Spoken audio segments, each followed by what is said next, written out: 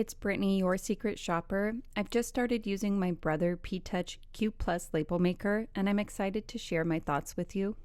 The first step is loading the printer paper. It's actually pretty straightforward. Just line it up and click it into place as shown here.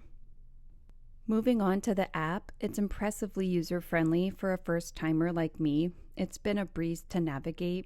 I'm really enjoying the variety of pre-made label templates also. It's cool how you can customize them with your own text, different fonts, and colors. It's more than just organizing, it's about adding your own flair, which is something I find really fun.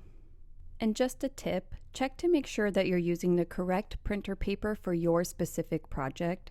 They're sold in a variety of different tape colors and font colors. All in all, the Brother P-Touch Q Plus label maker is both fun, functional, and a creative way to personalize your space.